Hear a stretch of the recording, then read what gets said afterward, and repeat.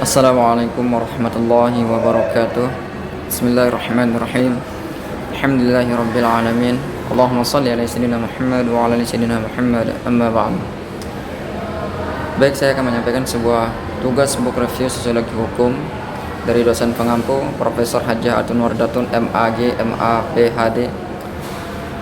Perkenalkan dulu, nama saya Saprul Razi, NIM 200202112, kelas 4A HKI. Yang pertama itu identitas buku. Judul buku Sosiologi Hukum. Nama pengarang Dr. Fitratus Sholihah SH MH. Tempat terbit PT Raja Grafindo Prasada Jakarta. Desain cover Octaviana. Tahun terbit Januari 2017. Dicetak Raja Wali Printing. Tebal buku 128 halaman. Baik, yang kedua itu isi buku. Yang pertama itu kata pengantar. Buku mengenai sosiologi hukum yang tertulis di dalam bahasa Indonesia hingga kini masih langka. Padahal sosiologi hukum sebagai ilmu atau mata pelajaran yang diajarkan di perguruan tinggi semakin dibutuhkan. Oleh karena itu, maka buku ini diterbitkan sebagai suatu usaha untuk mengisi kekosongan yang selama ini ada. Buku ini merupakan suatu modifikasi dari naskah yang merupakan suatu pengantar pada sosiologi hukum dan terutama ditujukan kepada para mahasiswa hukum maupun kalangan lain yang berminat pada sosiologi hukum. Sebagai suatu buku pengantar, buku ini bermanfaat sebagai pegangan bagi para ahli hukum dan sebagai pengetahuan baru bagi pembaca yang memberikan perhatian kepada fungsi-fungsi hukum dalam masyarakat. Kita beralih ke pembahasan yang pertama itu budaya hukum. Hukum pada dasarnya tidak hanya sekedar rumusan hitam di atas putih saja, sebagaimana yang dituangkan dalam berbagai bentuk peraturan perundang-undang, tetapi hendaknya hukum dilihat sebagai suatu gejala yang dapat diamati dalam kehidupan masyarakat melalui pola tingkah laku. Hal ini berarti hukum sangat dipengaruhi oleh faktor-faktor non-hukum seperti nilai, sikap, dan pandangan masyarakat yang biasa disebut dengan kultur atau budaya hukum. Adanya budaya hukum ini yang menyebabkan perbedaan penegakan hukum di antara masyarakat yang satu dengan masyarakat lainnya. Budaya hukum berupa ide, sikap, harapan, dan pendapat tentang hukum yang secara keseluruhan mempengaruhi seorang untuk patuh atau tidak patuh terhadap hukum. Hukum sebenarnya memiliki hubungan yang timbal balik dengan masyarakatnya, di mana hukum itu merupakan sarana atau alat untuk mengatur masyarakat dan bekerja di dalam masyarakat itu sendiri. Sedangkan masyarakat dapat menjadi penghambat maupun menjadi alat sosial yang memungkinkan hukum dapat diterapkan dengan sebaik-baiknya. Menurut Emile Durkheim, hubungan antara hukum dengan masyarakat dapat dilihat dari dua tipe masyarakat yang berbeda. Yang pertama itu masyarakat dengan solidaritas mekanik yang didasarkan pada sifat kebersamaan di antara anggotanya, sehingga hukum bersifat represif yang berfungsi mempertahankan kebersamaan tersebut. Yang kedua, masyarakat dengan solidaritas organik yang didasarkan pada sifat individualisme dan kebebasan anggotanya, sehingga menyebabkan hukum menjadi bersifat restitutif yang hanya berfungsi untuk menjaga kelangsungan kehidupan masyarakat. Jika kita melihat kenyataan yang ada, perkembangan hukum di Indonesia ternyata tidak diikuti dengan perkembangan masyarakatnya. Hal ini dikarenakan terjadinya ketidakcocokan antara nilai-nilai yang dipilih oleh pemerintah yang sengaja disiapkan untuk sistem hukum modern dengan nilai-nilai yang telah dihayati oleh masyarakat yang masih bersifat tradisional, sehingga mengakibatkan masyarakat kita belum siap menerima sistem hukum modern tersebut. Dan berkaitan pula, hukum yang dibuat oleh pemerintah menjadi tidak bermakna bagi masyarakat. Selanjutnya itu persoalan kedua. Persoalan tentang fungsi hukum kaitannya dengan pengaruh budaya hukum. Hukum dewasa ini tidak cukup hanya berfungsi sebagai kontrol sosial saja, melainkan hukum diharapkan mampu untuk menggerakkan masyarakat agar bertingkah laku sesuai dengan cara atau pola baru demi tercapainya tujuan dengan eh, cita-citakan berkaitan dengan hal tersebut. Diperlukan adanya kesadaran hukum dari masyarakat sebagai jembatan yang menghubungkan antara peraturan hukum dengan tingkah laku anggota masyarakatnya. Menurut Lon Fuller, ada 8 prinsip legalitas yang harus diikuti dalam membuat hukum. Yang pertama itu, harus ada peraturannya terlebih dahulu. Yang kedua, peraturan itu harus diumumkan. Yang ketiga, peraturan itu tidak boleh berlaku surat. Yang keempat, perumusan peraturan harus dapat dimengerti oleh rakyat. Yang kelima, hukum tidak boleh meminta dijalankannya hal-hal yang tidak mungkin. Yang keenam, di antara sesama peraturan tidak boleh terdapat pertentangan satu sama lain. Yang ketujuh, peraturan harus tetap dan tidak boleh sering diubah-ubah. Yang kedelapan yang terakhir, harus terdapat kesesuaian antara tindakan para pejabat hukum dengan peraturan yang telah dibuat.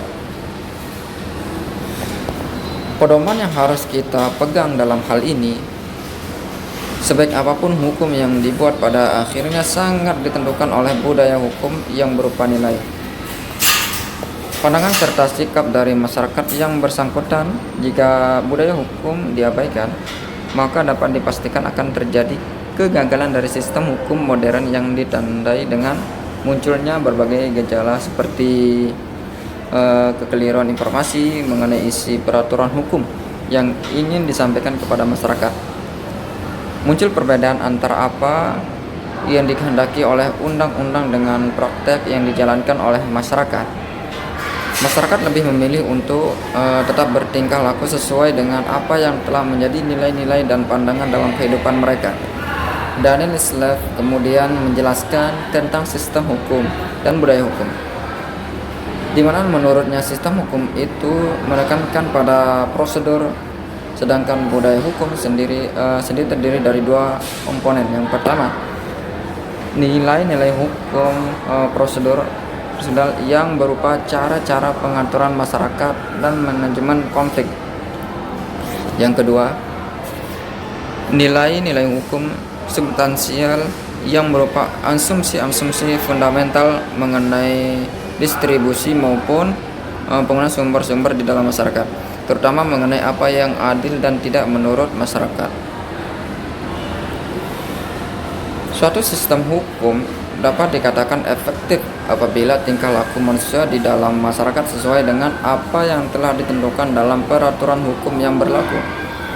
Jika kita melihat kenyataan yang ada di Indonesia, terutama di daerah pedesaan, terlihat jelas bahwa nilai yang terkandung di dalam hukum berbeda dengan nilai yang telah melekat dalam kehidupan masyarakat desa ya. Hal ini mengingat tingkat pengetahuan masyarakat desa masih rendah sehingga mereka sulit memahami apa yang dikehendaki oleh hukum. Dalam menghadapi kondisi seperti ini, ada beberapa hal yang perlu diperhatikan, yaitu peranan birokrasi pelaksanaan yaitu kepada desa sangat penting, artinya untuk membuat hukum menjadi efektif dalam masyarakat. Perlunya komunikasi hukum yang dijalankan dengan baik agar masyarakat memahami hukum yang ada. Sarana penyampaian isi suatu peraturan hukum harus memadai agar masyarakat dapat berpartisipasi dalam proses mobilisasi hukum. Selain itu, keefektifan hukum juga dapat dicapai dengan cara menanamkan nilai-nilai baru melalui proses pelembagaan agar dapat menjadi pola tingkah laku baru dalam rangka pembentukan kesadaran hukum masyarakat. Kiranya dapat dipahami bahwa usaha untuk menanamkan budaya hukum yang baru dapat tercapai jika proses pelembagaannya telah dilakukan secara baik dan sungguh-sungguh demi terciptanya kesadaran hukum masyarakat. Dan ada 3 variabel utama yang menurut Sedman dapat digunakan untuk mengetahui apakah seseorang akan bertindak sesuai dengan peraturan hukum atau tidak.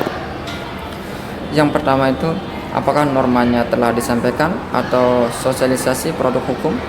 Yang kedua, apakah normanya serasi dengan tujuan yang diterapkan bagi posisi itu atau sinkronisasi produk hukum? Yang ketiga, apakah si pemegang peran digerakkan oleh motivasi yang menyimpang atau faktor motivasi? Dengan demikian, pembinaan kesadaran hukum hendaknya berorientasi pada usaha untuk masyarakat nilai-nilai yang mendasari peraturan hukum yang bersangkutan serta memperhatikan faktor komunikasi hukumnya agar isi peraturan hukum tersebut dapat diketahui oleh masyarakat luas sebagai sasaran dari peraturan hukum itu sendiri. Baik, itulah tadi isi buku dari budaya hukum, pembahasan budaya hukum. Kali ini kita beralih ke komentar dari penilaian terhadap buku tersebut. Baik, yang pertama ini akhiran buku. Dari penjelasan